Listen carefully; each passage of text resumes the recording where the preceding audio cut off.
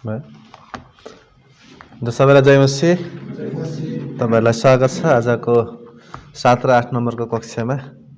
हुन्छ, हामीले अद्भुत कक्षा हामीले हेरिरहेका छौँ। हामीले गएको कक्षा केही हामी रिभ्यू हामी हेर्नेछौँ ताकि अब आउने कक्षामा अझ हामी राम्रोसँग बुझ्न सकौँ भनेर हामी हेर्नेछौँ। र जब हामीले कक्षामा हामीले हेरेका थियौँ र बाइबलका पुस्तकहरूको विषयमा त्यहाँनिर कहिले लेखियो त भन्ने विषयमा पनि हामीले हेरेका थियौँ। त्यहाँनिर लगभग 45 एडीदेखि सुरु गरिएर त्यसपछि 90 एडीसम्म चाहिँ पुरै प्रकाशको पुस्तक लेखिसकेका हामी पाउन सक्छौँ। र सुरुमा हामी याकुबको पुस्तकदेखि सुरु गरिएको थियो भनेर हामीले हेरिरहेका थियौँ। त्यसपछि हामी हेर्छौँ भने चाहिँ 90 एडीमा चाहिँ हामीसँग सबभन्दा पुरानो चर्मपत्र भनेको चाहिँ त्यहाँनिर 125 एडीको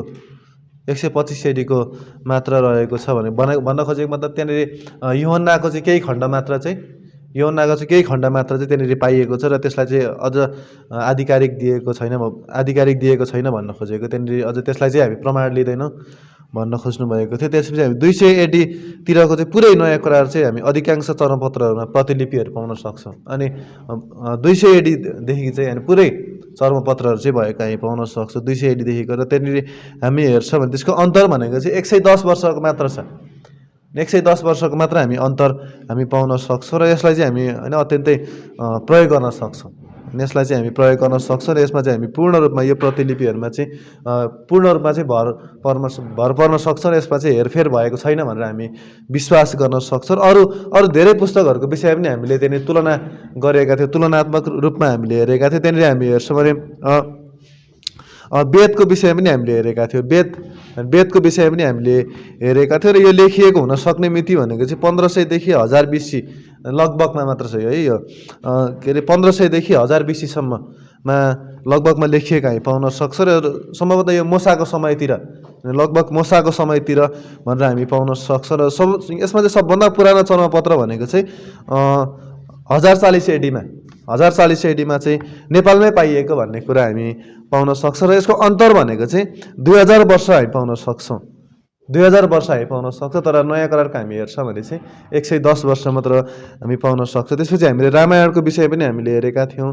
रामायणको त्यहाँनिर कहिले पाइएको थियो, त्यसपछि हामी अनि यसको अन्तर चाहिँ कति छ त भनेर पनि हामीले हेरेका थियौँ। त्यसपछि हामी हेर्छौँ भने बुद्धिस्टहरूको पुस्तकलाई पनि हामीले हेरेका थियौँ, यो कहिले लेखिएको छ र यसको अन्तर चाहिँ कति छ त भनेर हामीले हेरेका थियौँ। त्यसपछि हामीले हेर्छौँ भने तपाईँहरूले नोट पढ्नुभयो भने त्यहाँनिर चाहिँ कस्तो छ भन्दाखेरि त्यो धेरै पुस्तकहरूको नाम दिएको छ, त्यसको अन्तरको समय, त्यसको कहिले भेटियो भन्ने समय पनि सम्पूर्ण कुराहरू त्यहाँनिर लेखिएको छ, तपाईँहरूले पढ्न सक्नुहुन्छ। र यहाँनिर हामी हेर्छौँ भने त्यसपछि इलाद भन्ने त्यहाँनिर जसलाई होमर पनि भन्न सक्छौँ हामी, त्यसलाई चाहिँ हामी हेर्छौँ भने त्यसको चाहिँ जब हामी हेर्छौँ भने चाहिँ 1500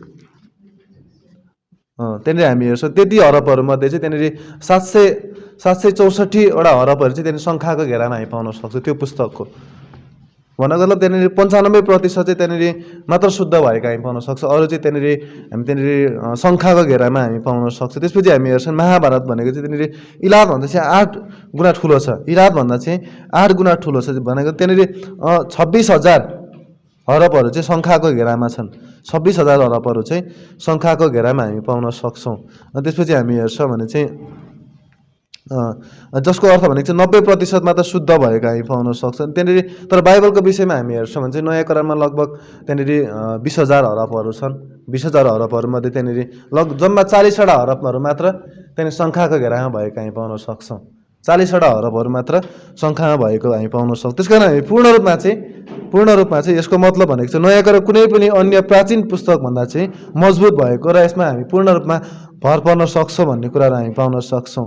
पूर्ण रूपमा चाहिँ र भर पर्न सक्छौँ कारण अति नै व्यापक रूपमा चाहिँ यसको प्रतिलिपिहरू पनि भएको हामी पाउन सक्छौँ।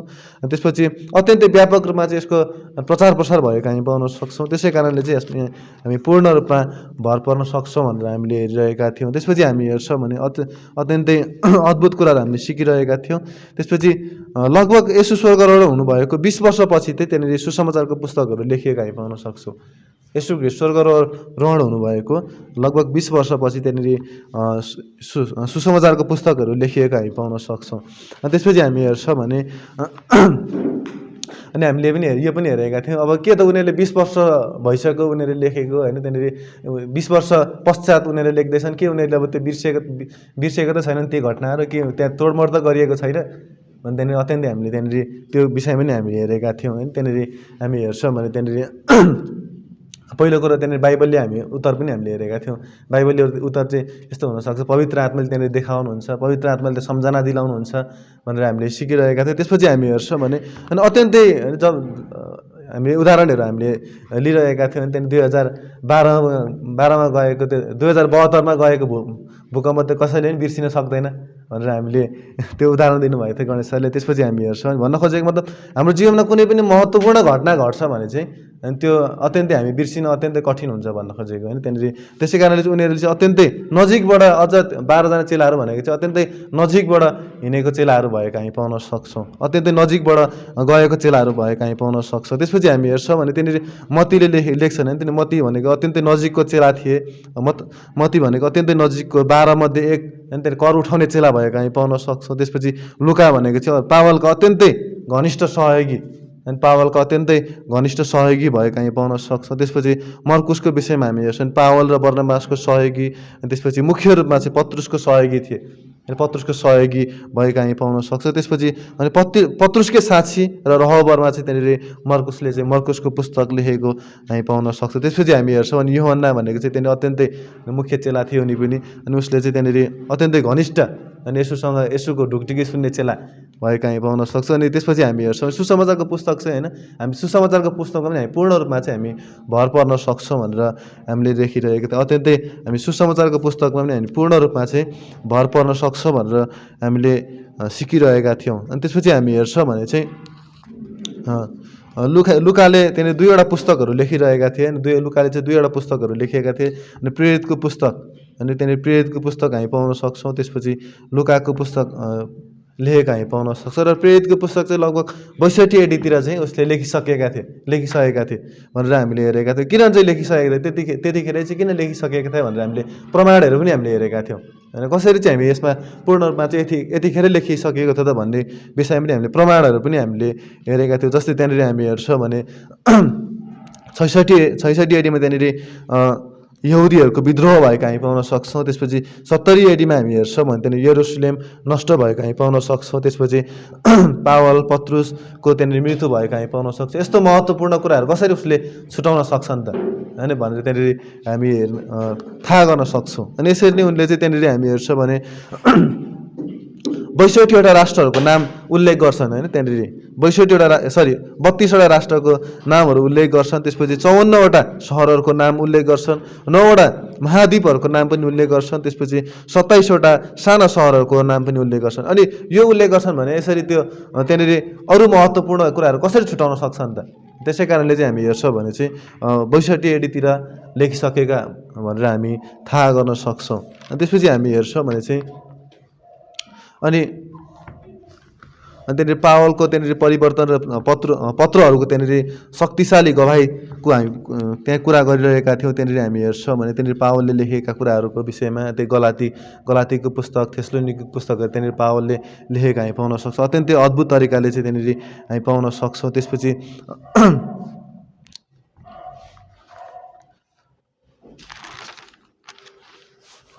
त्यहाँनिर हामी हेर्छौँ भने क्याननको विषयमा हामीले हेरेका थियौँ, क्याननको विषयमा हामीले हेरेका थियौँ र त्यहाँ क्याननमा चाहिँ त्यहाँनिर किन चाहिँ 27वटा पुस्तक नै राखियो त भनेर पनि हामीले हेरेका थियौँ। त्यहाँनिर तपाईँहरूको होमवर्क पनि थियो, तपाईँहरूले गर्नुभएको होला सायद।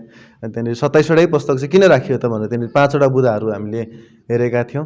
त्यहाँनिर अरू धेरै कुराहरू छन्, अगाडि तपाईँहरूले नोटमा पढ्न सक्नुहुन्छ, कारण रिभ्यूमा सबै कुरा हामी गर्न सक्दैनौँ। त्यहाँनिर हामी हेर्छौँ भने पहिलो कुरा भनेको चाहिँ यसको अधिकारको विषयमा, अनि के यो परमेश्वरबाट आयो त होइन, यसको अधिकारको विषयमा हामीले हेरेका थियौँ। त्यसपछि हामी हेर्छौँ भने अनि यो भविष्यवाणी हो त, के यो परमेश्वरका सेवकहरूले लेखेका हुन् त भनेर पनि हामीले हेरेका थियौँ। त्यसपछि हामी हेर्छौँ भने त्यहाँनिर अनि के अनि तेस्रो नम्बरमा भनेको चाहिँ के यो आधिकारिक छ त, अनि के यो आधिकारिक छ त त्यहाँनिर हामी हेर्छौँ भने यदि अनि प्रेरित र प्रेरितका नजिक अनि प्रेरितहरूबाट अनुमति पाएका छन् त भनेर पनि हामीले सिकिरहेका थियौँ। त्यसपछि चौथो नम्बरमा भनेको चाहिँ के यो जीवन परिवर्तन गर्ने खालका छन् त भनेर पनि हामीले हेरेका थियौँ। त्यसपछि 5औँमा भनेको चाहिँ के यो प्राप्त गरिएको, सङ्कलन गरिएको र पढिएको छ त, व्यवहारमा प्रयोग गरिएको छ त भनेर पनि हामीले हेरेका थियौँ। र त्यसपछि हामीले अन्तिममा हामीले हेरेका थियौँ मण्डलीय इतिहासमा पास्टरहरूले चाहिँ प्रयोग गरे स्वीकार गरेको केही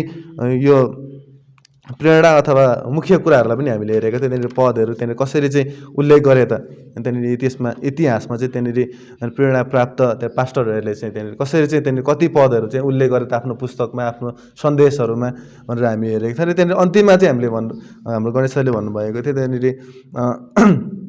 त्यो पास्टरहरूले उल्लेख गरिएको त्यो सम्पूर्ण पदहरूलाई मात्र हामी त्यहाँनिर समग्रमा हामी राख्छौँ भने चाहिँ पुरै नयाँ करार चाहिँ पुरै बन्छ भनेर हामीले हेरिरहेका थियौँ है। हुन्छ, हामी रिभ्यूलाई यत्तिकै राख्नेछौँ र हाम्रो रिभ्यूको समय सकिएको छ। हुन्छ, हामी प्रार्थना गर्नेछौँ र हाम्रो शिक्षकलाई चाहिँ स्वागत गर्नेछौँ। आउनुहोस् हामी प्रार्थना गरौँ। प्रभु, हामी तपाईँलाई धन्यवाद दिन्छौँ, हाम्रो शिक्षकलाई अभिषेक गर्नुहोस् र हामी प्रत्येकलाई अभिषेक गर्नुहोस्। प्रभु, तपाईँलाई धन्यवाद छ भन्दै माग्छु आशिष येशू प्रभुको नाममा, आमेन।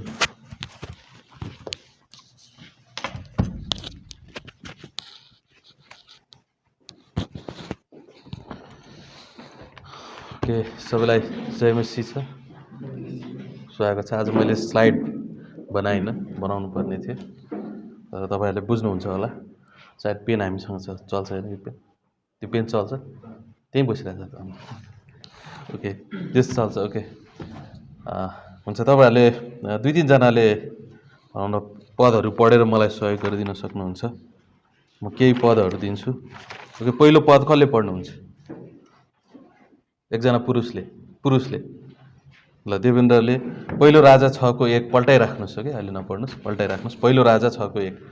त्यसपछि अर्को एकजना महिलाले अथवा केटी मान्छे अथवा के भनौँ स्त्रीले, अर्को कसैले उठाउनु त, म पढ्छु, अर्को पढ्नु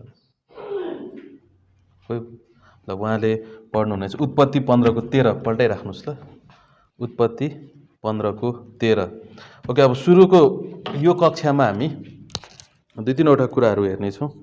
आजको कक्षामा विशेष गरेर हामी पुरानो करारको विषयमा अध्ययन गर्नेछौँ। ओके, पुरानो करारको पुस्तकहरूको विषयमा अध्ययन गर्नेछौँ। अनि त्यसपछि सुरुमा हामी कसरी हामी पुरानो करारको समय तालिका निर्माण गर्न सक्छौँ भनेर हामी हेर्नेछौँ। त्यसपछि पुरानो करारहरू कुन भाषामा अनुवाद भएको थियो, चर्मपत्रहरू हामीसँग कस्तो छ भन्ने छोटकरीमा हामी हेर्छौँ। र त्यसपछि केही पुरातत्त्वविदहरूले होइन उत्खनन गरेका बाइबलीय प्रमाणहरू, बाइबलीय इतिहासका प्रमाणहरूको विषयमा पनि 1-2वटालाई आज हामी हेर्नेछौँ। र सम्भवतः बाइबलको विषयमा हामीले यो विषयमा अध्ययन गर्नुपर्ने कुराहरूलाई आजको क्लासमा हामी सिद्धाउनेछौँ, आजको 2वटा क्लासमा। र त्यसपछि अर्को शुक्रबारको क्लासदेखि हामी येशू ख्रीष्टको विषयमा प्रवेश गर्नेछौँ। अनि अरू धेरै रोचक कुराहरू पनि छ। हामी येशू ख्रीष्टको विषयमा लगभग 8वटा जति क्लास गरेपछि अनि अरू हामी विज्ञानका कुराहरूमा होइन भनौँ न, अनि डाइनोसरको विषयमा, अनि नोआहको प्रलयको विषयमा, अरू धेरै कुराहरूको विषयमा हामी हेर्नेछौँ। अनि पृथ्वीको आयुको विषयमा अहिलेका धेरै मानिसहरूले भन्छन् कि जसले विकासवादमा विश्वास राख्नेले करोडौँ वर्ष भयो पृथ्वी आएको, अनि बाइबलले अर्कै कुरा बताउँछ, अनि कसरी यो हुनसक्छ भन्ने विषयमा हामी अरू क्लासहरूमा हामी आउनेछौँ। अब याद गरौँ, जब हामी पुरानो करारलाई पल्टाउँछौँ भने पुरानो करारमा 27वटा पुस्तक छ होइन, 39वटा, मलाई आउँदैन बरु होइन, 39वटा पुस्तक छ। अनि उत्पत्तिदेखि लिएर मलाखीसम्म जम्मा कतिवटा छ? 39वटा पुस्तकहरू छन्। ओके, यो पुरानो करारको सर्वेक्षण पढ्दै हुनुहुन्छ होइन हजुरहरूले? त्यसमध्ये पञ्चग्रन्थ भनेर कतिवटा पुस्तकलाई भनिन्छ? त्यसमा के पर्दछन्? उत्पत्ति, प्रस्थान, लेवी, गन्ती, व्यवस्था। त्यसपछि इतिहासको पुस्तकमा कतिवटा पुस्तकहरू छन्? यहोशूदेखि लिएर सुरु भएर एज्रा, नहमाया, एस्तरसँग गएर के हुन्छ? अन्त हुन्छ। त्यसपछि कविताका पुस्तकहरू भनेर अय्युब, भजन सङ्ग्रह, हितोपदेश, उपदेशक, श्रेष्ठ गीतलाई हामी देख्छौँ। त्यसपछि एसाया, एर्मिया, इजिकियल, दानियल, बिलापको पुस्तकलाई हामी ठुला अगमवक्ताको रूपमा हेर्छौँ। अनि त्यसपछि बाँकी 12वटा अगमवक्ताका पुस्तकहरूलाई हामी के भन्छौँ? साना अगमवक्ताका पुस्तकहरू भन्छौँ। यसरी जम्मा 39वटा पुस्तकहरू भएको छ। अब याद गरौँ, अब यसको समय तालिकालाई हामी अत्यन्तै सजिलै ढङ्गले बनाउन सक्छौँ। कारण एकजना आउनुहोस् त यहाँ। ओके, प्रवेश ल, उचाले अलिकति अगाडि लैजाउनु। Okay, thank you. ओके, अब याद गरौँ। क्रुसदेखि हामी आउँ। ओके, लगभग यो कति हो? कति हो यो? 33 AD। ओके, यो समय तालिका अध्ययन गरिराख्नुहोस्। ओके, यसले बुझ्नलाई सहायता पुर्याउँदछ। त्यसपछि यहाँदेखि यहाँसम्म एउटा घेरा बनाऊ, यो समय तालिका हो। अनि हामी यहाँ छेउ 400 BC मा मलाकी सिद्धिएको हामी पाउन सक्छौँ। त्यसपछि एकैचोटि 4 BC तिर गएर यूहन्ना, बप्तिस्मा दिने यूहन्ना अनि येशूको विषयमा भविष्यवाणी भएको कुराहरू हामी पाउन सक्छौँ। भन्नु मतलब त्यो सुरु भएको हामी पाउन सक्छौँ। अब यो समयलाई, यो 400 वर्षको समयलाई कसैले शान्त समय भन्छन्। चाहे त्यो समयको जुनसुकै नाम राखे तापनि त्यो समयमा परमेश्वरले काम गर्न छाड्नु भएको होइन, तर के परमेश्वरले प्रेरणा दिनुभएको कुनै पुस्तकहरू लेखिएन। अनि यो समयमा लेखिएका अरू धेरै पुस्तकहरू छन् जुन क्याथोलिकको बाइबलमा हामी पाउन सक्छौँ, जुन इतिहासको ज्ञान सम्बन्धी राम्रो पुस्तक हो।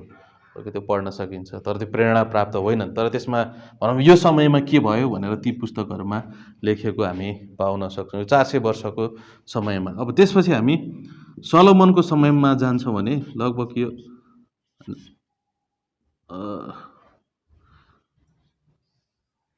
सबै यो नेपाली अक्षर बनाउँछु कि लगभग यो हामी भनौँ न 1000 BC सम्म हामी सलोमनको घटना हामी लगभग हो कि 1000 BC, यो ठ्याक्कै पनि हामी भन्न सक्छौँ, अत्यन्तै मिल्दोजुल्दो, तर बुझाइको निम्ति लगभग सलोमनले मन्दिर होइन बनाउन सुरु गरेको हामी यो समयमा देख्न सक्छौँ। अब यो समय हामीलाई राम्रोसँग थाहा छ, कारण किन? यहाँ छेउ बेबिलोनको कैदमा जान्छन्, त्यसपछि असुरीहरूको कैदमा जान्छन्। अनि यी घटनाहरू त्यसपछि एज्रा नेहमायाको समयमा भएको अनि बाह्य इतिहाससँग उनीहरू राजदरबारसँग सम्बन्धित भएको कारणले यो घटनाहरू अत्यन्तै होइन हामी भन्न सक्छौँ कि वास्तवमा यही समयहरूमा भएका थिए भनेर। होइन सलोमनपछि 2वटा राज्यमा विभाजन हुन्छ अनि त्यसपछि 2वटा राज्य क्रमैसँग उनीहरू कैदमा जान्छन्। होइन यो कुराहरू हामीलाई थाहा छ, पढ्दै हुनुहुन्छ। त्यसपछि कसले पढ्दै हुनुहुन्थ्यो पहिलो राजाको पुस्तक? पहिलो राजा 6को पढ्नुहोस् त।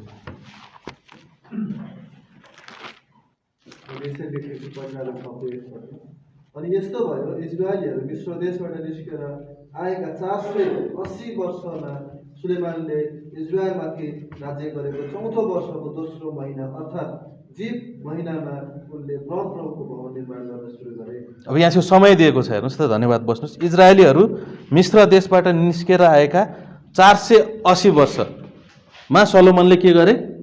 मन्दिर बनाउन सुरु गरे। भनेपछि यसमा 400 BC जोड्यो भने 400 कति 80 जोड्यो भने कति हुन्छ भन्नुहोस् त? 1400 कति 80 BC। अब यो समयमा इजरायलीहरू मिस्रबाट निस्केको हामी भन्न सक्छौँ।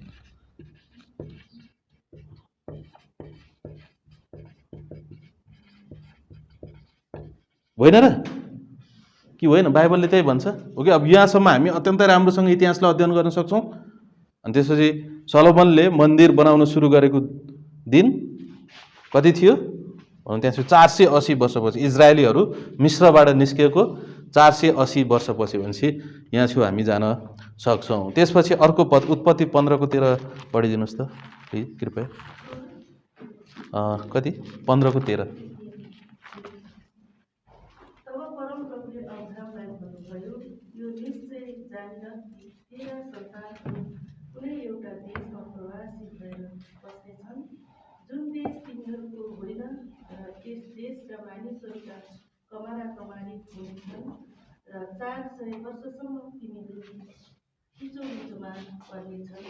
अब 400 वर्ष उनीहरू के गर्नेछन्? थिचोमेचोमा पर्नेछन्। यो भनेको योसेफ अथवा योसेफ भन्दा पनि याकुब मिस्र बसाइ सरेको हामी पाउन सक्छौँ। बुझ्नुभयो? उनी बसाइ सर्छन् नि, होइन? योसेफ त्यहाँ छेउ जान्छ, धेरै घटनाहरू हुन्छ। अब यसलाई कति भनेको छ त्यहाँ लगभग 400 पछि पावलले गएर यसलाई गलातीमा 430 वर्ष भन्छन्। भन्नुको मतलब पावलले यहाँबाट सुरु गर्छन् भनेपछि हामीले यसमा 430 वर्ष जोडौँ त कति हुन्छ? 1480 मा 430 कति हुन्छ? 1900 कति? ठिक हो नि, होइन? गल्ती गर्नु भने तपाईँले गल्ती गर्नु, मैले। अब यो समयतिर हामी याकुब मिस्रमा बसाइ सरेको हामी देख्छौँ। अब त्यसपछिको त्यसपछिको हामीसँग सबै अब भनौँ न अब्राहम यति वर्षका भए, अब्राहमका छोरा आदम यति वर्षका भए, आदमका छोरा यति वर्षका भए, त्यसपछि आदमका छोराका छोरा यति वर्ष भए, छोराको छोराको नातिको यति यति वर्ष भए भनेर हामीसँग त्यो के छ, त्यो वंशावली छ, जसको कारणले हामी लगभग 4006 BC-मा हैन आदम थिए भन्ने कुरामा हामी जान सक्छौँ। अब यो चाहिँ एउटा विद्वानले बनाएको त्यो वंशावली, एउटा बाइबलको राम्रो विद्वानले तयार पारेको कुरा हो भनेपछि हामी यसरी तयार गर्छौँ। ओके, लगभग 4006 BC-मा अनि यो बिचमा हामी भनौँ न अब्राहम अरू धेरै कुराहरूलाई देख्नेछौँ, तर यसरी हामी समय तालिकालाई सजिलै बनाउन सक्छौँ। ओके, यो कुराहरूले तपाईँलाई आउँदा क्लासहरूमा अत्यन्तै राम्रोसँग सहयोग गर्नेछ। अब पुरानो करारको विषयमा हामीले यो विषयमा अध्ययन गर्नुपर्दाखेरि सायद तपाईँले कतिपय कुराहरू पुरानो करारको सर्वेक्षणमा पनि पढ्नुहुनेछ, जसले गर्दाखेरि सजिलो हुन्छ। तर यसमा अलिकति भनौँ अलिक छुट्टै प्रकारले त्यही विषयलाई हामी हेर्नेछौँ। अब याद गरौँ, येशू ख्रीष्ट आउनुभन्दा 400 वर्ष अगाडि के भएको थियो? पुरानो करारको पुस्तकहरू लेखिसकिएको थियो। लगभग उत्पत्ति, प्रस्थान, लेवी, गन्ती, व्यवस्था कसले लेखेका हुन्? कसले लेखेका हुन्? कसरी भन्न सक्छौँ हामी? के आधार छ? एक दुईवटा आधार भन्नुहोस् त।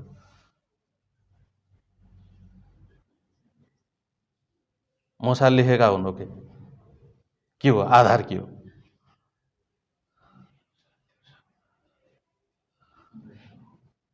मूसाले लेखेका हो भने के प्रमाण छ भनौँ? ओ मूसाले त लेखेको हो, किन कसरी भन्न सक्छौ? हैन, तपाईले मूसाले लेख्नु भएको भने कसरी भन्न सक्छौ भने के छ कारण? ओके, पहिलो कारण भनेको यहुदीहरूले यो विश्वास गर्छन् कि उत्पत्ति, प्रस्थान, लेवी, गन्ती, व्यवस्थाको पुस्तक मूसाले लेखेका हुन् भनेर। बुझ्नुभयो नि? यहुदीहरूले अब उनीहरूको धर्मग्रन्थ उनीहरूलाई थाहा छैन कसले लेखेको, अनि उनीहरूले इतिहासमा यो कुरा मान्दै आएका छन् कि मूसाले यी मूसाका पुस्तकहरू भनेर नाम दिएको छ। त्यसपछि जब अगमवक्ता, भविष्यवक्ताहरूले लेख्दाखेरि पनि मूसाको व्यवस्था, येशू ख्रीष्टले पनि मूसाको व्यवस्था भन्नुहुन्छ। नयाँ करारमा आएर पावलले पनि मूसाको व्यवस्था, मूसालाई दिएको व्यवस्था। अनि त्यसपछि फेरि उत्पत्ति, प्रस्थान, लेवी, गन्ती, व्यवस्थाको बिचमा जुन मूसाको समयमा हामी हेर्छौँ भने परमेश्वरले मूसालाई लेख्न लाउनु भएको घटनाहरू हामी धेरै ठाउँमा देख्न सक्छौँ, जसद्वारा हामी के भन्न सक्छौँ? मूसाले लेखेका हुन् भनेर हामी स्पष्ट हुन सक्छौँ। त्यो अनि मजबुत उदाहरण येशू ख्रीष्ट आफैले पनि त्यो कुराहरू भन्नुभयो र सँगै फेरि अनि यहुदीहरूले पनि, अनि मण्डली युगले पनि, मण्डली इतिहासले पनि अनि यो कुरालाई मानिआएको हामी बताउन सक्छौँ, जसको कारणले हामी निश्चित हुन सक्छौँ कि मूसाले यी कुराहरू लेखेका हुन्। भनेपछि मूसाले लगभग हैन यही समयतिर, हैन लगभग यो 1900 अथवा भनौँ न लगभग त्यो समय, यही समयतिर लेखेको हामी पाउन सक्छौँ। अनि यो चाहिँ अत्यन्तै राम्रो कुरा। अब हामीसँग भनौँ न हिब्रू चर्म, अब पुरानो करार कुन भाषामा लेखिएको थियो? हिब्रू। अनि थोरै खण्डहरू मात्र के भाषामा? अरामिक भाषामा, हैन? अन्त हामी भन्न सक्छौँ कि हिब्रू भाषामा लेखिएको थियो भनेर हामी भन्न सक्छौँ। के सानो खण्ड मात्र अरामिक भाषामा लेखिएको थियो। त्यसपछि नयाँ करार केमा लेखिएको थियो? ग्रिकमा लेखिएको थियो। अनि तर हिब्रू भाषामा पुरानो करार लेखिएको थियो। अनि यो चाहिँ अत्यन्तै राम्रो कुरा हो, हिब्रू भाषामा लेखिएको थियो। अनि यो कुरालाई पनि हामीले भनौँ न बारम्बार याद गरिराख्नु पर्दछ। अब तर हामीसँग भनौँ न लगभग 900 AD-तिरको मात्र हिब्रू चर्मपत्रहरू मात्र छ। 900 AD भनेको धेरै पछि, अनि आजभन्दा 1100 वर्ष अगाडिको मात्र हामीसँग हिब्रू चर्मपत्रहरू छन्। अनि त्यो भनेको भनौँ न अत्यन्तै हैन ठुलो अन्तर हुँदछ, कारण 400 BC-मा लेखिसकेको हो र हामीसँग 900 AD-को मात्र छ भने लगभग 1300 वर्षको अन्तर त्यहाँ छेउ देखिन्छ। तर त्यो समस्या होइन। किन समस्या होइन? अबको क्लासहरूमा तपाईँले देख्न सक्नुहुन्छ। अब पहिलो कुरा, येशू ख्रीष्ट आउनुभन्दा लगभग 250 वर्ष अगाडि, ओके, येशू ख्रीष्ट आउनुभन्दा लगभग 250 वर्ष अगाडि, अब ठ्याक्कै यो डेट पनि हामी अन्दाज गर्न सक्छौँ। अनि लगभग 250 वर्ष अगाडि पुरानो करारको हिब्रू संस्करणलाई ग्रिक संस्करणमा अनुवाद गरिएको थियो। भन्नुको मतलब के हो? त्यो पनि राजाले गरेका थिए। एउटा सानो गाउँमा भएको घटना होइन, त्यसलाई हामी अध्ययन गर्नेछौँ। येशू ख्रीष्ट आउनुभन्दा 250 वर्ष अगाडि नै हिब्रू भाषाको बाइबललाई अथवा पुरानो करारलाई अथवा मूसाको व्यवस्थालाई ग्रिक भाषामा अनुवाद गरिएको थियो र यो अत्यन्तै इतिहासमा पुष्टि भएको अनि यो सत्य कुरा। यसलाई कसैले पनि भनौँ न जोसुकै होस् होइन, बाइबलको विरोधी नै होस्, क्रिस्चियन विरोधी नै होस् अथवा जोसुकै होस्, यो कुरालाई इन्कार गर्न सक्दैन। अनि यदि उसले इन्कार गर्छ भने ऊ मूर्ख हो। इतिहासमा यो कुरा स्पष्टसम्म लेखिएको छ। भन्नुको मतलब के हो, हामी यो दावा गरेर भन्न सक्छौँ कि येशू ख्रीष्ट आउनुभन्दा कम्तीमा पनि 250 वर्ष अगाडि के भएको थियो, पुरानो करार लेखिसकेको थियो। अब त्यही भएर याद गर्नुहोस्, यदि त्यसो हो भने त येशू ख्रीष्टको विषयमा बाइबलले कति भविष्यवाणीहरू गर्दछ। अनि ती भविष्यवाणीहरू के भएको थियो, येशू ख्रीष्ट आउनुभन्दा अगाडि कम्तीमा पनि 250 वर्ष अगाडि लेखिसकेको थियो। कारण किन? इतिहासमा स्पष्ट छ कि पुरानो करारको हिब्रू संस्करण ग्रिक भाषामा अनुवाद भएको थियो। त्यसलाई हामी के भन्छौँ थाहा छ? कसैलाई थाहा छ? त्यसलाई हामी सेप्टुजेन्ट भन्छौँ होइन।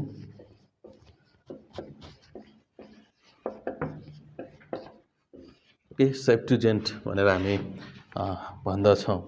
अब याद गरौँ, यसलाई ध्यान दिनुहोस् होइन। सेप्टुजेन्ट यसको अर्थ पनि हामी बताउनेछौँ। यहुदीहरू चारैतिर फैलिएका कारणले उनीहरूलाई साझा भाषामा होइन बाइबल आवश्यक थियो। अब याद गरौँ त, विभिन्न समयमा यहुदीहरू कैदमा गएको हामी पाउन सक्छौँ होइन र बेबिलोनको कैदमा, असुरीहरूको कैदमा उनीहरू संसारभरि छरपष्ट भएको हामी पाउन सक्छौँ। त्यही भएर पावलले जहाँ पनि सुसमाचार सुनाउन जान्छन् त्यहाँ चाहिँ यहुदीहरूको सभाघर पाउनुको कारण के हो? अत्यन्तै उनीहरू छरपष्ट रहेका थिए। र त्यो समयमा विशेष गरेर त्यो समयमा अत्यन्तै विशेष गरेर भनौँ न लगभग 300 BC देखि अनि यो मण्डलीको सुरुवाती अवस्थासम्म यो 400-500 वर्षको समयमा ग्रिक भाषा अत्यन्तै शक्तिशाली भाषा थियो। भन्नुको मतलब ग्रिक भाषा अन्तर्राष्ट्रिय भाषा थियो। बुझ्नुभयो नि? ग्रिक भाषा के थियो? अन्तर्राष्ट्रिय भाषा थियो। जस्तो अहिलेको अङ्ग्रेजी जस्तो, इङ्ग्लिस जस्तो होइन। इङ्ग्लिस अन्तर्राष्ट्रिय भाषा हो होइन। प्रायः सबै देशका मानिसहरूले बोल्न सक्छन्। प्रायः त्यसमै पुस्तकहरू लेखिन्छ। भनौँ न एउटा हाम्रो सफ्टवेयरहरूदेखि लिएर, कम्प्युटरको सफ्टवेयरदेखि लिएर अनि धेरै कुराहरू होइन अहिले अङ्ग्रेजी भाषा अत्यन्तै अपरिहार्य भइसक्यो। त्यसरी नै त्यो समयमा सबैले बुझ्ने, सबैले पढ्न सक्ने अनि संसारभरि फैलिएको भाषा भनेको ग्रिक भाषा थियो। बुझ्नुभयो नि? ग्रिक भाषा थियो। अनि यहुदीहरू पनि चारैतिर फैलिएर बसेको कारणले त्यहाँ छेउको आवश्यकता भयो, ग्रिक भाषाको बाइबलको आवश्यकता भयो। अनि सेप्टुजेन्टको अर्थ 70 हो होइन, जुन रोमन सङ्ख्या LXX बाट लिएको। यसलाई भनौँ कहिलेकाहीँ LXX पनि हुन्छ। यल भनेको 50 हो, एक्स भनेको 10 बराबर यसलाई के हुन्छ? 70 हुन्छ। कहिलेकाहीँ LXX भनेर पनि तपाईँले देख्नुहुन्छ। यसको मतलब पनि यही सेप्टुजेन्टलाई भन्न खोजेको। सेप्टुजेन्ट भनेको पुरानो करारको ग्रिक अनुवाद हो। बुझ्नुभयो? पुरानो करारको ग्रिक अनुवाद हो जुन 300 BC देखि 200 AD यो समयको बीचमा अनुवाद भएको थियो। त्यसको हामीसँग स्पष्ट हामीसँग प्रमाणहरू छ। त्यो विषयमा हामी अहिले अध्ययन गर्नेछौँ।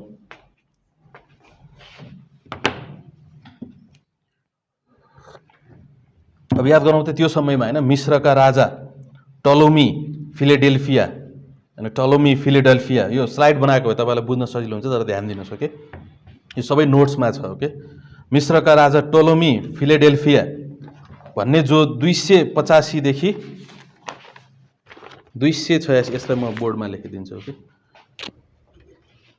यो भयो टाइम तालिका हामी बुझ्छौँ होइन। टलोमी फिलेडेल्फिया यो जो 285 देखि 286 BC तर यो BC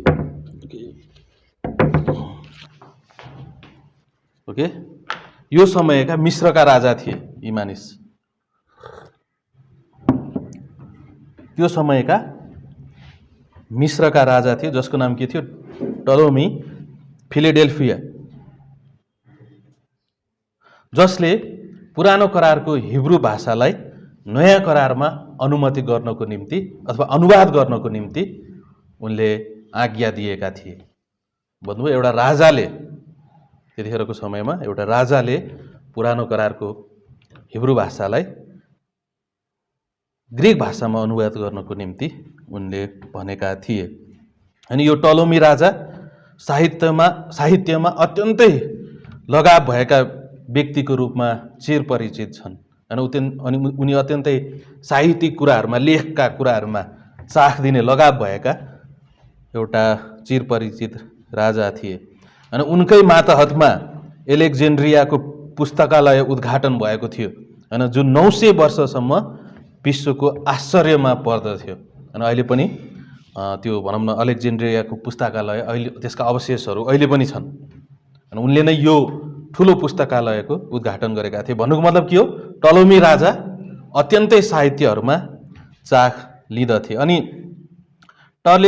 टलेरिमका होइन डिमेट्रियस जो टलोमीका पुस्तकालयका प्रबन्धक थिए, यी डिमेट्रियस भन्ने व्यक्ति टलोमी राजाका जो ठुलो पुस्तकालय थियो त्यसका प्रबन्धक थिए, त्यसका व्यवस्थापक थिए।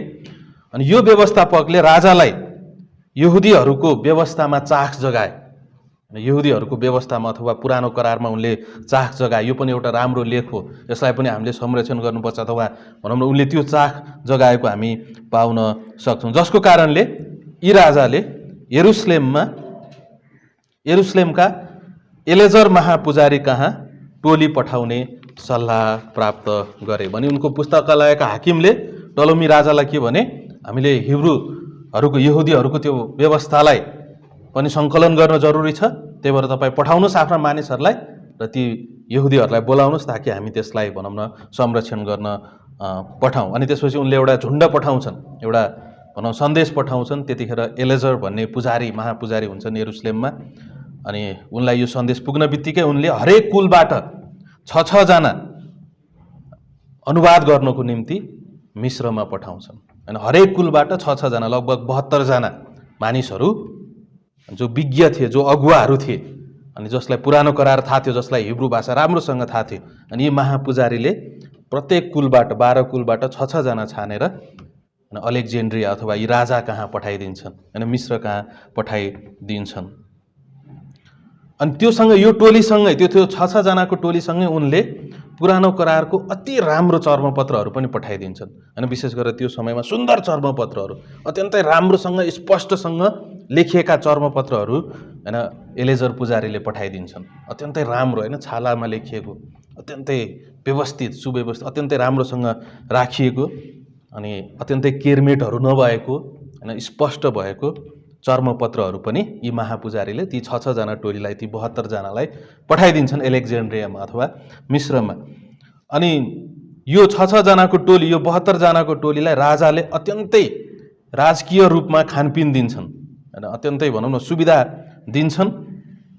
र यो टोलीले आफ्नो दक्षता पनि प्रस्तुत गर्छ। 72 दिन लगाएर उनीहरूले पञ्चग्रन्थलाई ग्रिकमा अनुवाद गर्छन् होइन। 72 दिन लगाएर उनीहरूले पञ्चग्रन्थलाई ग्रिकमा अनुवाद गर्छन् र त्यसको केही समयपछि पुरानो करारलाई ग्रिक अनुवादमा उनीहरूले के गर्छन्, भनौँ प्रकाशन गर्दछन्। अब यो हामी ढुक्क साथ भन्न सक्छौँ कि जबकि हामीसँग हिब्रू भाषाको चर्मपत्र भनेको 916 एडीको मात्र छ।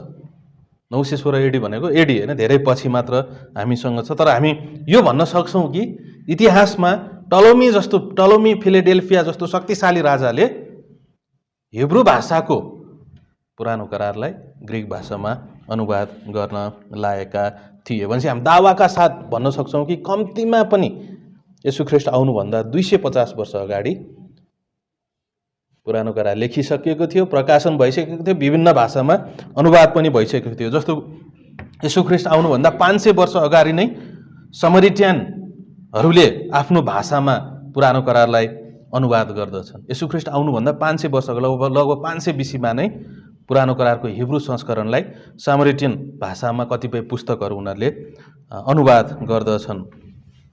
त्यसपछि टार्गम्स होइन, यसलाई कल्दीहरूको भाषा भनिन्छ। अनि त्यो भाषामा पनि अनि यहुदीहरू छरपष्ट रहँदाखेरि त्यो भाषामा पनि अनुवाद गरेको हामी इतिहासमा स्पष्ट पाउन सक्छौँ। यो कुरामा त्यसको भन्नुको मतलब के हो, धेरै अन्तर छैन।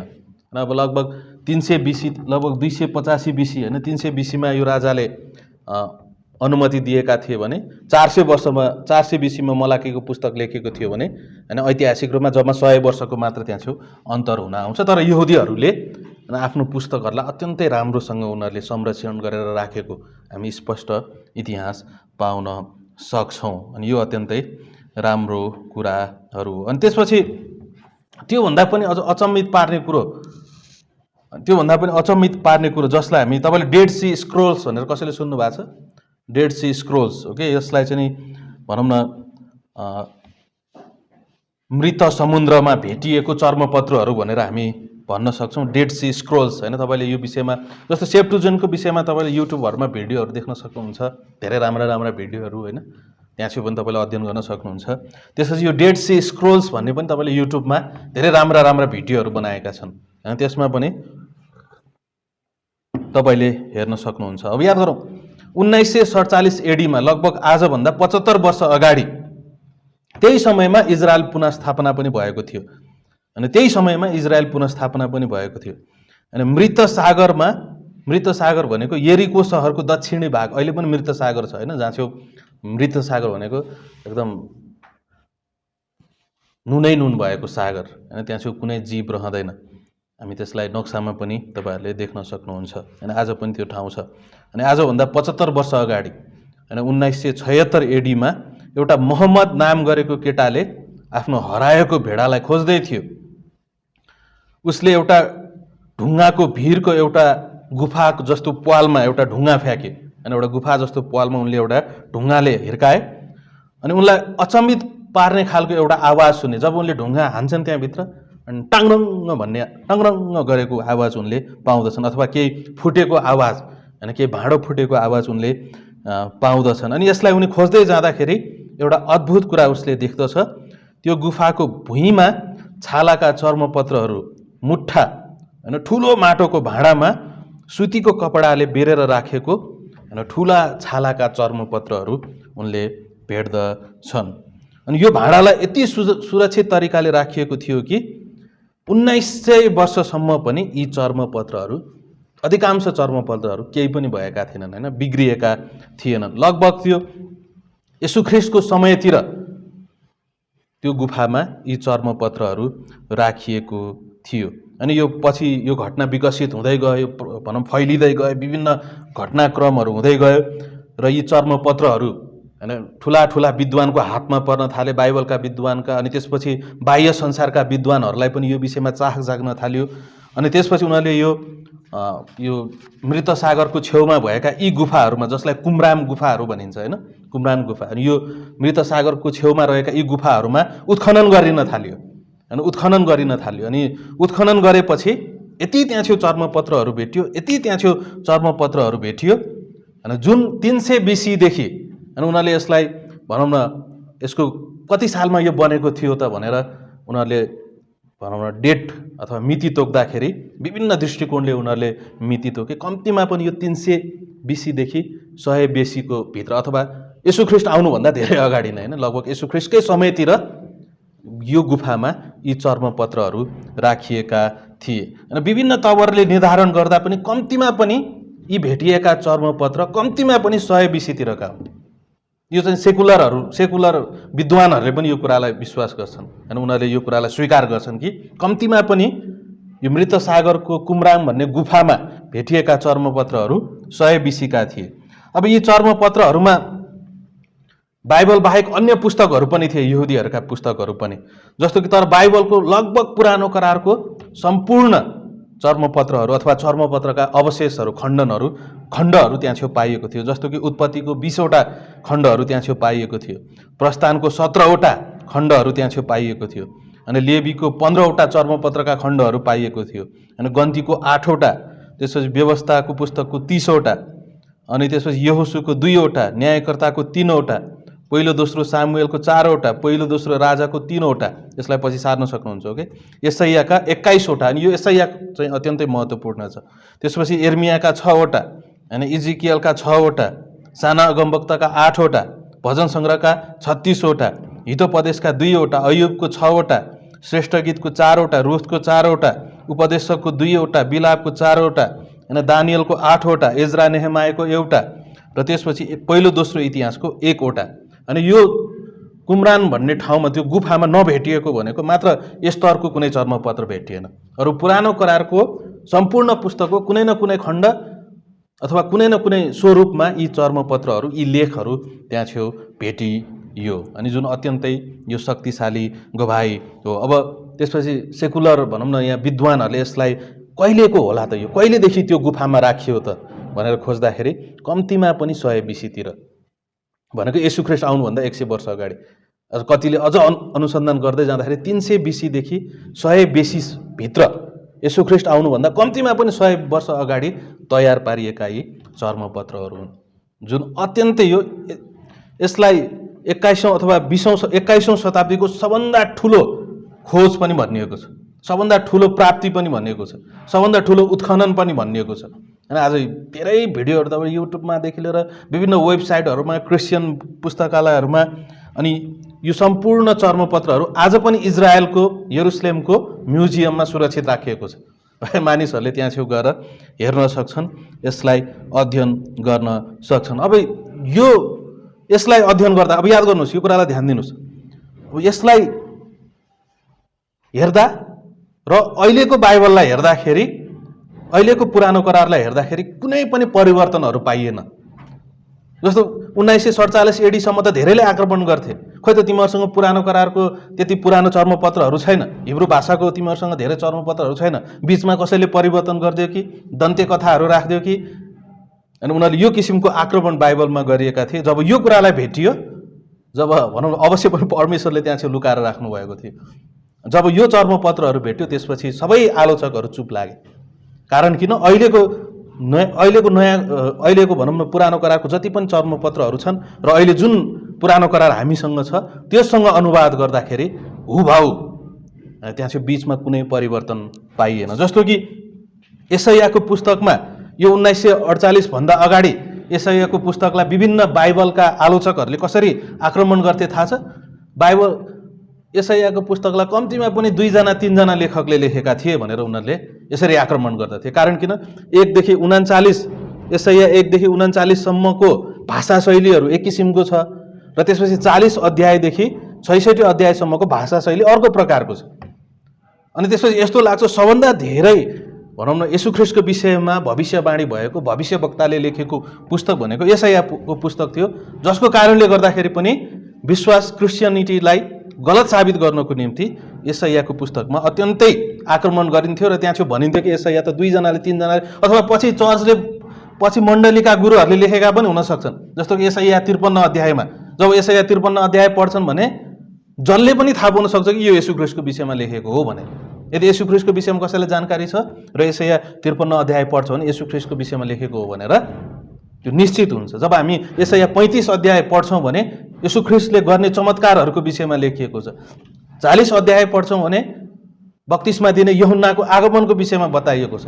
यस्तो लाग्छ यशायाको पुस्तक हैन 1 अध्याय उत्पत्तिसँग मिल्छ, 2 अध्याय प्रस्थानसँग मिल्छ, यसरी 66 वटै पुस्तकसँग हामी उत्पत्तिका 66 वटा अध्यायहरू तुलना गर्न सक्छौँ। अनि याद छ के भयो?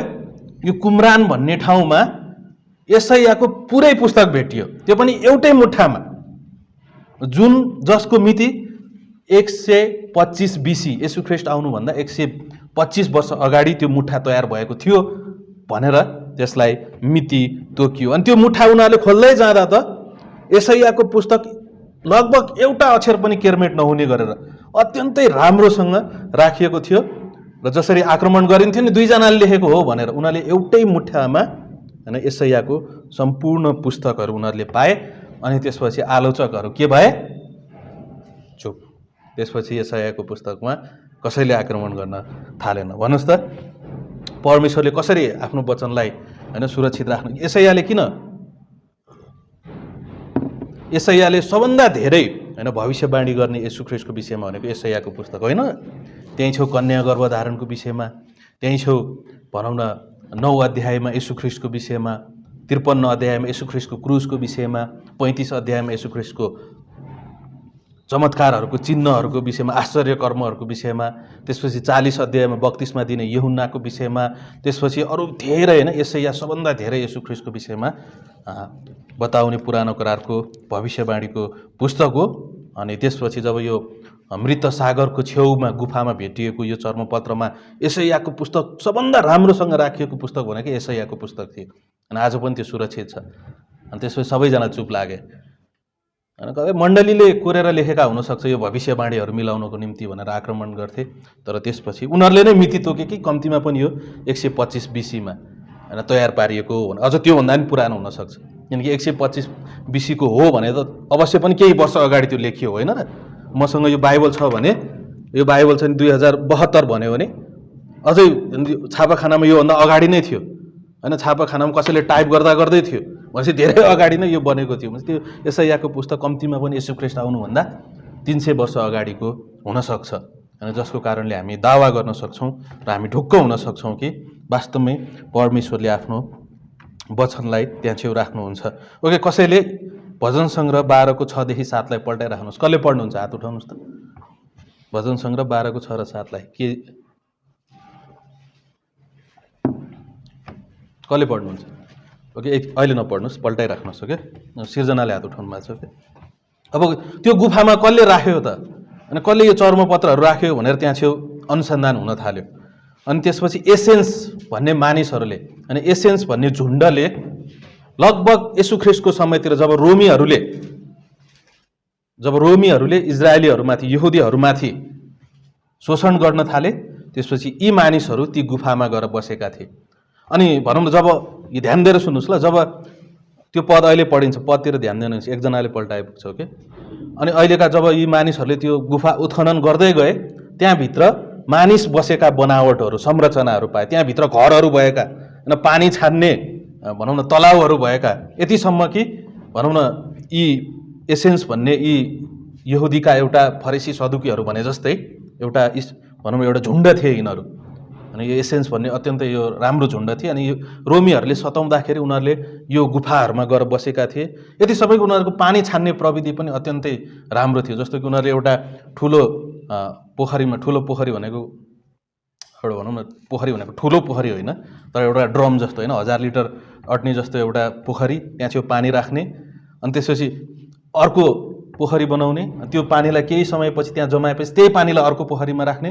कारण त्यसमा भएको के हुन्छ, अशुद्ध कुराहरू मुनि जान्छ, फेरि त्यसलाई फेरि गएर 2-3 चरणमा गरेपछि त्यही पानीलाई उनीहरूले पिउन लायक। होइन, आज पनि ती गुफाहरूमा यी मानिसहरू बसेको, त्यहाँ छेउ मानिसहरू बस्थे भन्ने कुराहरू स्पष्ट छ। अनि इतिहासमा अध्ययन गर्दै जाँदाखेरि यी एसेन्स भन्ने मानिसहरू, होइन, जो चाहिँ यहुदीहरूको एउटा छुट्टै झुन्ड थियो, होइन, जो कुमराम गुफामा, यी गुफाहरूमा बस्दथे, र उनीहरू पुरानो करारको पुस्तकहरूलाई र अन्य पुस्तकहरूलाई लेख्नलाई अत्यन्तै सिपालु थिए र त्यसलाई संरक्षण गर्नको निम्ति अत्यन्तै सिपालु मानिसहरू थिए।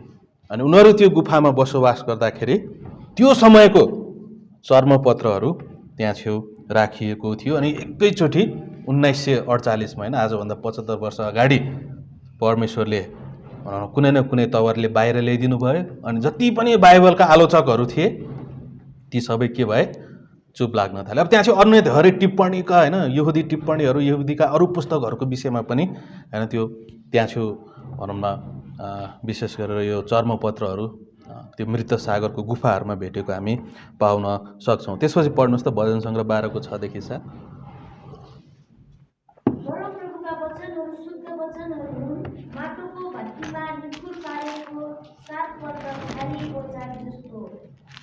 हे परमप्रभु, तपाईले तिनीहरूको रक्षा गर्नुहुनेछ। यस पुस्तादेखि सधैँभरि तपाईले तिनीहरूलाई जोगाएर राख्नुहुनेछ। परमेश्वरले आफ्नो प्रतिज्ञा पुरा गर्नुभयो। के प्रतिज्ञा गर्नुभयो उहाँले आफ्ना वचनहरूलाई के गर्नुहुनेछ, जोगाइराख्नुहुनेछ। कि मैले मात्र बुझेँ, तपाईँले तिनीहरूको रक्षा गर्नुहुनेछ, होइन, तपाईँले परमप्रभुको वचनको रक्षा गर्नुहुनेछ र यस पुस्तादेखि सधैँभरि तपाईँले तिनीहरूलाई जोगाएर राख्नुहुनेछ। भनेपछि परमप्रभुले पुरानो करारलाई जोगाएर राख्नुभयो। मृत सागरमा उहाँले यी मानिसहरूलाई प्रयोग गरेर आलोचनाहरू धेरै बढिरहेको अवस्थामा र इजरायल पुनर्स्थापना हुने बेलामा उहाँले प्रकट गराइदिनु भयो। अनि त्यति मात्र होइन, इतिहासमा उहाँले अनि ग्रिक भाषामा पुरानो करार अनुवाद भएको अत्यन्तै मजबुत उदाहरणहरू उहाँले छोडिदिनु भयो। भनेपछि परमेश्वरले आफ्नो प्रतिज्ञा पुरा गर्नुभयो अनि उहाँले आफ्नो वचनलाई जोगाइराख्नुभयो अनि उहाँले आफ्नो भनौँ न वचनलाई पुस्तादेखि पुस्तासम्म जोगाइराख्नु। अब यो निश्चित छ। अनि यी कुराहरूले गर्दाखेरि हामी यो भन्न सक्छौँ कि अत्यन्तै पुरानो करार पनि विश्वास गर्न लायक छ। अनि ती चर्मपत्रहरू जुन मृत सागरको त्यो गुफामा भेटिएका चर्मपत्रहरू र आजको बाइबल ती चर्मपत्रहरूसँग तुलना गर्दाखेरि अनि त्यहाँ चाहिँ धेरै फरकहरू पाइएन। अनि केही कुराहरू फरक, तर त्यो लेख्दाखेरि अलिकति पेन चिप्लिएको जस्तो होइन, तर भनौँ अस्पष्ट केही कुराहरू पनि छैन अनि सबै कुराहरू स्पष्ट छ। भन्नुको मतलब परमेश्वरले बाइबललाई अत्यन्तै अनि हेरफेर हुन दिनुभएको छैन। अनि त्यही भएर हामी ग्रिक भाषा पढ्छौँ होइन, ग्रिक भाषाको बाइबललाई पढ्छौँ, त्यसपछि हामी हिब्रू शब्दहरू ल्याइरहन्छौँ। ग्रेटरका प्रचारकहरूले यी शब्दहरूलाई अगाडि ल्याइरहनुको कारण त्यो हो कि परमेश्वरले हिब्रू भाषाको पुरानो करारलाई प्रेरणा दिनुभएको थियो र ग्रिक भाषाको नयाँ करारलाई उहाँले प्रेरणा दिनुभएको थियो। त्यो कुरा चाहिँ अत्यन्तै महत्त्वपूर्ण छ। भनेपछि यो दुईवटा उदाहरणहरूले पनि हामी देख्न सक्छौँ कि पुरानो करार अनि इतिहासमा अत्यन्तै राम्रोसँग स्थापित छ। हामी जसरी नयाँ करारमा विश्वास गर्न सक्छौँ त्यसरी नै पुरानो करारमा विश्वास गर्न सक्छौँ। अब त्यसपछि यो मृत सागरमा भेटिएको चर्मपत्रहरूले जुन 13 वर्षको अन्तरलाई कति वर्षमा ल्याइदियो? 100 वर्षभन्दा पनि कम अन्तरमा ल्याइदियो। कुनै पनि अरू धर्मका होइन धर्मग्रन्थहरूको चर्मपत्र बीसीको कसैसँग पनि छैन, मात्र बाइबलको छ। बीसी भनेको येशू ख्रीष्ट आउनुभन्दा अगाडि। कुनै पनि अन्य धर्महरूसँग अथवा कुनै प्राचीन पुस्तकहरू कसैसँग पनि होइन उनीहरूको चर्मपत्र बीसीमा लेखिएको चर्मपत्रहरू छैन, मात्र बाइबलको छ। भनेपछि पुरानो करारको अझ हामीले कुरा गर्छौँ। नयाँ करारको त कति स्थापित छ होइन, हामीले गएको कक्षाहरूमा हेरेका थियौँ। भनेपछि पुरानो करार पनि त्यति नै स्थापित छ। परमेश्वरले आफ्नो वचनलाई जोगाइराख्नु भएको छ, यसमा कुनै हेरफेर भएको छैन। हामी अरू कुनै पुस्तकभन्दा बाइबलमा राम्रोसँग भर पर्न सक्छौँ। यदि कसैले प्रमाणलाई केलाउँछ भने अनि यो मैले यहाँ चाहिँ जुन कुराहरू भनिरहेको छ यी कुराहरू सेकुलर बाह्य मान्छेहरूले पनि यसलाई इन्कार गर्न सक्दैन। इतिहासमा त्यति स्पष्टसँग यो कुराहरू छ। हामीले यहाँ चाहिँ बाइबललाई राम्रो देखाउनको निम्ति मात्र यो प्रमाणहरू लिएका होइन, वास्तवमै इतिहासमा स्पष्टसँग छ। यदि कसैले केलाउँछ भने सबभन्दा मजबुत पुस्तक इतिहासमा बाइबल मात्रै हामी पाउन सक्छौँ र परमेश्वरले यसलाई जोगाइराख्नु भयो। भनेपछि यो कुराहरू पनि के छ, अत्यन्तै महत्त्वपूर्ण छ। ओके, 10 मिनट ब्रेक लिनुहोस्, ठ्याक्कै 10:30 आउनुहोस्।